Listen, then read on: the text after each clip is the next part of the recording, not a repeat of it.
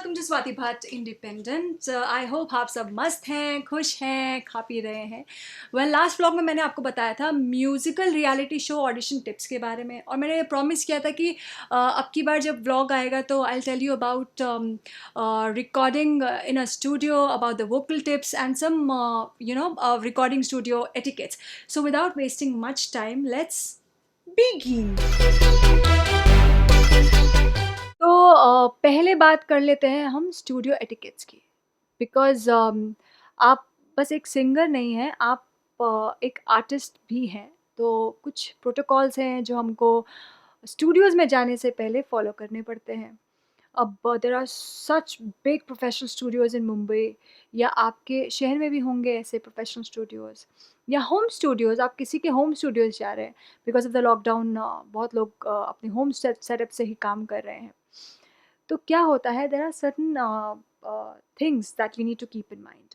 अब पहली बात यह है कि जब आप जाते हैं स्टूडियोज़ में, मीट एंड ग्रीट ठीक है, hi hello smile, everything is fine, but the very first thing is, जब आप जाते हैं तो वहाँ पे ना कुछ इक्विपमेंट्स होते हैं, उनको अननेसेसरीली छूइए मत। या अगर आपको माइक के सामने गाने खड़ा किया हुआ है तो आप माइक भी मत हाथ लगाइए, माइक में हाथ मत लगाइए, because it's a strict no no. Second चीज़, क्लोथिंग, जो मैंने खुद भी एक्सपीरियंस किया हुआ है। A lot of studios have a centralised AC. Big professional studios जब आप जाएंगे तो आपको वहाँ पे सेंट्रलाइज्ड एसी मिलेगा। तो आपको ये दिमाग में रखना है कि ऐसे कपड़े, कंफर्टेबल कपड़े हों जो आप ऐसे एनवायरनमेंट में, ऐसे ठंड में आप पहन सकें। Like you can carry a jacket, shrug और anything that could save you from that chilly sort of an environment. Third thing, which is very important, is when you are going to your dubbing room, जब आप प्रस्थान कर रहे हैं तो फ़तेह हासिल करने के लिए, तो अपने जो मोबाइल फ़ोन्स हैं उनको ऑफ़ कर दीजिए या एयरप्लेन मोड में लगा दीजिए, विच इज़ वेरी इंपॉर्टेंट। ऐसा मत कीजिए कि साइलेंट पे रख दिया है, कोई बात नहीं, क्योंकि फ्रीक्वेंसीज़ बहुत अफ़ेक्ट करती हैं चीज़ों को, सिनेरियो को, वो भी मत कीजिए। Last but not the least, अगर आप स्टूडियो में हैं, आपका भी वही टाइम दिया हुआ है जो आपके पहले सिंगर का है, और आप मॉनिटर रूम में बैठे हैं, कोई सिंगर डबिंग रूम में गा रहा है, तो हंसी मजाक, क्रिटिसिज्म, ओ आ, ये सब बिल्कुल मत कीजिए। ये एक गलत सिग्नल देता है, और उस वक्त ज़रूरी नहीं है कि आप झाड़े जाएं, लेकिन आपके जाने के बाद बहुत सी ऐसी बातें आपके लिए होती हैं जो अच्छी नहीं है। So keep all these things in mind when you go to a professional setup, professional studio. So now let's get on to the singing tips. तो सबसे पहली बात है कि आप एक योद्धा हैं, आप डबिंग रूम के अंदर जा रहे हैं, आप डबिंग रूम के अंदर पहुंच गए हैं। तो सबसे पहले आप का माइक सेट होता है आपके हाइट के हिसाब से। उसके बाद हेडफोन्स दिए जाते हैं। अगर आपके पास आपका माइक है खुद का, या हेडफोन्स हैं आपके खुद के, well and good. If not तो अच्छे अच्छे प्रोफेशनल स्टूडियोज़ में बहुत अच्छे अच्छे माइक्स और बहुत अच्छे अच्छे हेडफोन्स होते हैं। वो एक बार आपको मिल गया तो आपकी ड्यूटी क्या है? This is one very serious tip जो आपको हमेशा हैंडी रहेगी और आपके बहुत काम आएगी। ये है कि जब रिकॉर्डिस्ट आपको फोल्ड बैक दे रहा है, अच्छा एक और बात ये है, there is a difference between fold back and feedback. बहुत लोग बोलते हैं हेडफोन्स में कि हमको अपना फीडबैक नहीं आ रहा है। Feedback is a wrong term here, fold back is a correct term. तो जब आपको हेडफोन्स दिए जाते हैं तो हेडफोन्स में आप सुनिए, आपकी आवाज़ सुनिए, ट्रैक के साथ सुनिए, सोलो सुनिए। Just take a few minutes for yourself, क्योंकि अल्टीमेटली गाना आपको गाना है। तो रिकॉर्डिस्ट जब आपको ट्रैक सुना रहे हैं, आप ट्रैक सुनिए, उस ट्रैक को समझिए और क्यूज़ को जानिए, कहाँ क्यू है, कहाँ से उठाना है, कहाँ पे फुल स्टॉप है, कहाँ पे कैसा एक्सप्रेशन देना है, वो आप 4-5 बार सुनते रहेंगे अपने हेडफ़ोन्स में, तो आपको एक्सप्रेशंस भी धीरे-धीरे आपको समझ में आने पड़ेंगे। आपके दिमाग खुद वो फ़िगर आउट करने करने लग जाएगा कि अच्छा मुझे यहाँ पे ये दे सकती हूँ, मैं यहाँ पे ये दे सकता हूँ। हालाँकि these days recordings are not like कि एक बार शुरू से लास्ट तक रिकॉर्डिंग कर ली और बीच में अगर गलती हुई तो फिर शुरू से लास्ट तक कर रहे हैं, ऐसा नहीं है। आप कभी भी कट हो सकता है, पैच हो सकती है, बहुत सी ऐसी चीज़ें हैं। But the best thing is कि आप गाने को कैसे अच्छे से समझ पा रहे हैं, कैसे अच्छे से निभा पा रहे हैं, that is the important thing. तो आप हेडफ़ोन्स में अपना फ़ॉलबैक अच्छे से सुनिए, अच्छे से आवाज़ सुनिए। हाँ, अगर आपको लगता है कि कुछ सिंगर्स हैं जो कुछ रोमांटिक ट्रैक में दे वांट सम रिवर्ब अपने हेडफ़ोन्स में, आई सजेस्ट और ये मेरे कुछ फ्रेंड्स हैं, कलीग्स हैं, जिनके साथ मेरी बातचीत हुई है, तो वो भी हम लोग को ये एडवाइस करते हैं कि आप अगर फ़ॉलबैक में अगर आप रिवर्ब ना लें, जितना फ्लैट हो सके आपकी वॉइस उतना अच्छा है, बिकॉज़ रिवर्ब में क्या होता है ना, 19-20 भी अगर सुर का होता है तो वो आपको समझ नहीं आता है। तो जितना हो सके फ्लैट आप अपनी आवाज़ ले सकते हैं। हेडफ़ोन्स का एक और चीज़ मैं आपको बताती हूँ। I've got the headphones here.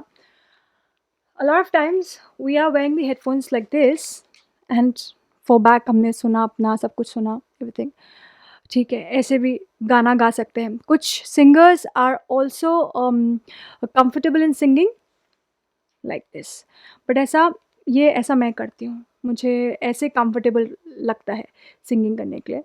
तो वो भी आप जज कर लीजिए, और ऐसा तब हो सकता है प्रैक्टिस से, एक्सपीरियंस से, कितने गाने आप गा रहे हैं।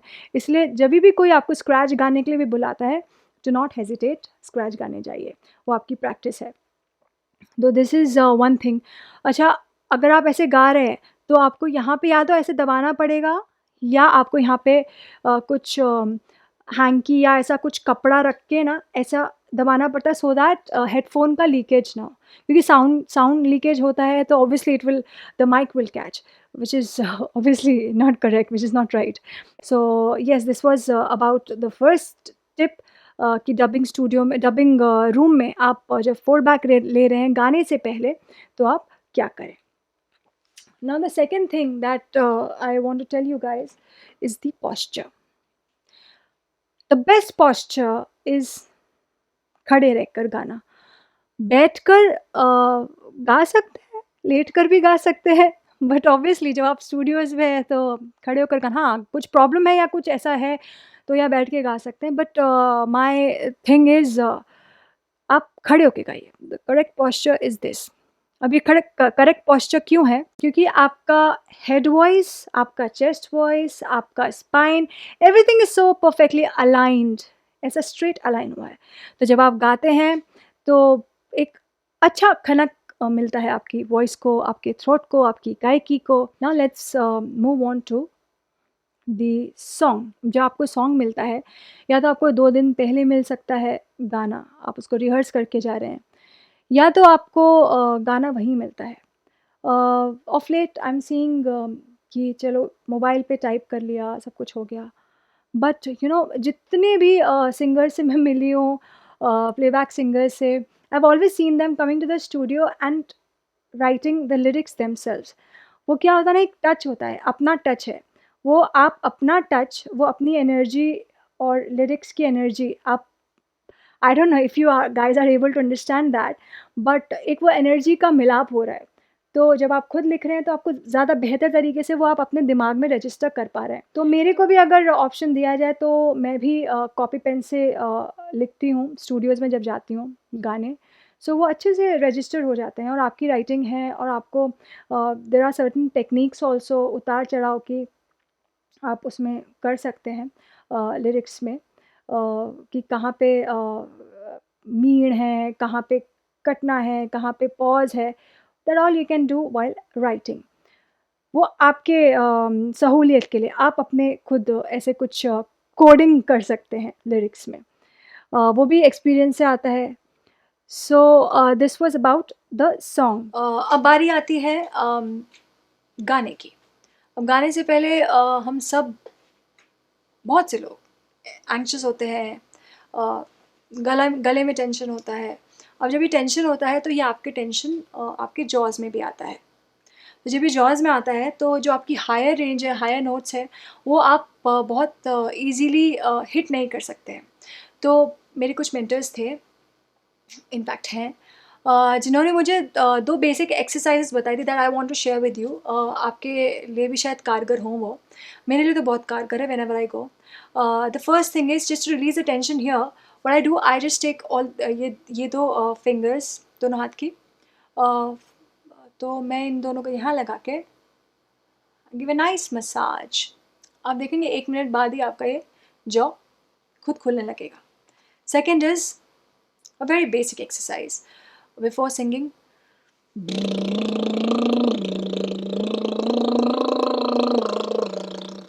I know it is funny, but it works wonders. तो ये थे बिफोर सिंगिंग कुछ एक्सरसाइजेस की। अब आती है बात गाने की। जब आप गाना गा रहे हैं तो सिट विद द प्रोड्यूसर्स और sit with the people who are involved in the making of a song. Ask them कि गाना क्या है, गाने का थीम क्या है, किस पे फिल्माया जा रहा है, कैसे फिल्माया जाएगा, क्या है मूड गाने का, वो समझिए। बिकॉज जब आप मूड समझेंगे गाने का तभी आप उसको अच्छे से डिलीवर कर पाएंगे। Like there is a song called Tinka Tinka, we all know about it. It's a very romantic, nice song. Now, I'll give you an example. दिल पे एक नया सा नशा छा गया, एक ये लाइन है। This is a romantic song, very subtle. Club में एक प्यारी सी लड़की अच्छे से गा रही है।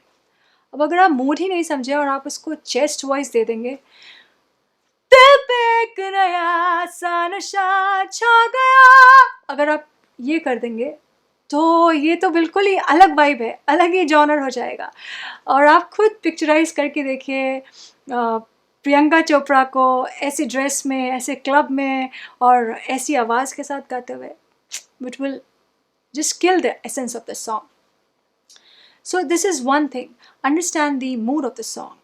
वो बहुत ज़्यादा इम्पोर्टेंट रहता है। एक बार मूड समझ गए तो आप अच्छे से गाना डिलीवर कर पाएंगे। अब आती है बात मॉड्यूलेशन की। लाइक आई सैंग दिस सॉन्ग तिनका तिनका का जो मैंने अभी गाया, दिस वॉज मॉड्यूलेशन। एक्सप्रेशन समझ के मॉड्यूलेट करना पड़ता है वॉइस को। तो जो लोग ये बोलते हैं कि भाई गॉड गिफ्ट है सिंगिंग तो सीखने की कोई ज़रूरत नहीं है, वो लोग गलत बोलते हैं। It's a bitter truth. आप सीखिए, बेसिक सीखिए, और बेसिक आपका फाउंडेशन है। फाउंडेशन मजबूत है तो इमारत आपकी कड़क बनेगी। Lot of singers I know, आज तक बड़े बड़े जो दिग्गज हैं आज तक रियाज करते हैं, आज तक सीखते हैं। लाइक मैं सोनू जी से मिली थी, सोनू निगम जी से, during a recording session, and while talking he said कि कल वो शो से आए हैं और आज सुबह से, बिकॉज आज दिन में रिकॉर्डिंग है, तो आज सुबह से वो खरज का रियाज़ करें। खरज मतलब लो नोट्स का रियाज़ करें। उनको क्या ज़रूरत है, अदरवाइज़ वो तो 3 दिन भी रिकॉर्डिंग कर लें, 4 दिन तक भी रिकॉर्डिंग खींच सकते हैं। But no, that is what makes an artist. And ऐसे आर्टिस्ट का ही नाम, इनको ही लेजेंड्स बोलते हैं। ऐसे आर्टिस्ट का ही नाम हर एक पीढ़ी में लिया जाता है। So the choice is yours. if you just want that 4 दिन का fame, or you want to be admired and known for a lot of years, so the choice is yours. Modulation की बात हो रही थी, modulation of voice which is very important. तो basic तो definitely सीखिए। अगर मौका मिले तो I would suggest you guys to even learn a bit of western vocals. western vocals से क्या होता है, आपको राइट टेक्निक्स पता चलती हैं। वैसे तो ऐसा there is no rule book जिसमें लिखा हो कि भाई माइक के सामने ऐसे गाओ तो ऐसा होगा, ऐसा सब अपने एक्सपीरियंस से सीखते हैं। But there are certain tips जो सब पे लागू हो जाती हैं। तो देर इज़ वेस्टर्न में ना क्या होता है, they even teach you head voice, they even teach you throat voice, the chest voice, everything, कि आपको चेस्ट वॉइस कब आप यूज़ कर सकते हैं, कब अपना थ्रोट वॉइस यूज़ कर सकते हैं, कब अपना आप हेड वॉइस यूज़ कर सकते हैं। तो all these things and all these things जो ये डिफरेंट सॉर्ट ऑफ वॉइसेस हैं, ये आपको सिंगिंग में मदद करती हैं, मूड पकड़ने में मदद करती हैं। देयर इज अ सॉन्ग, और मॉड्यूलेशन में भी क्या होता है, you have to take care of your muscles and everything. Now there is a song called champion, that's sung by Sunidhi Chauhan. So उसमें क्या है, उसमें इट्स लाइक है ऐसा चैंपियन का, दिस इज, अगर इसको आप इसका मूड नहीं पकड़ पाए और अगर आप इसको गाएं ऐसे, है ऐसा चैंपियन का, वो अच्छा एक वाइब ही नहीं मिला, वो मज़ा ही नहीं आया। थोड़ा सा ऊंचा रेंज में अगर हम इसको ले जाएं, है ऐसा चैंपियन का, सी बिल्कुल आवाज़ खिल के आ रही है, because I am using the my chest voice as well. Now अगर आपने यहाँ पे टेंशन दे दिया है ऐसा चैंपियन का, मज़ा नहीं आया। So you have to open your chest voice in that. This comes with practice, जितना भी प्रैक्टिस करेंगे, एंड जस्ट बॉडी को ढीला रखिए। You don't have to breathe in like this, champion नहीं, वो आपके चेस्ट में फोर्स देगा, प्रेशर देगा। Just loosen yourself. अगर इसको और रेंज में ऊपर ले जाओ, अगर मैं ऐसे करके गा रही हूँ तो गले में चैंपियन का, यू गॉट द डिफरेंस। अगर आप ये मसल्स टाइट रखेंगे तो आप ऊंचा भी नहीं गा पाएंगे। Yes, and one more thing is that, खर्च का जितना रियाज कर सकते हो उतना कीजिए। जितना लो जाएंगे उतना ही आप हाई जाएंगे। कैसा इम्पैक्ट चाहिए गाने को, that you have to understand and deliver it that way. तो ये था हमारा part 1 of playback singing tips and techniques in a studio. Well, बहुत सारी चीज़ें हैं तो मैं पार्ट 1 में इंक्लूड नहीं कर सकती हूँ, तो पार्ट 2 में इंक्लूडेड रहेगा। उसमें भी कई चीज़ें डिस्कस करेंगे about the tips and techniques. अगर आपको कोई भी डाउट्स है या आप कोई क्वेश्चंस हैं म्यूज़िक के रिलेटेड या प्लेबैक सिंगिंग के रिलेटेड, तो आप मुझे ज़रूर कमेंट सेक्शन में लेके बताइए। And yes, follow, subscribe and hit the bell icon. तब तक के लिए बाय।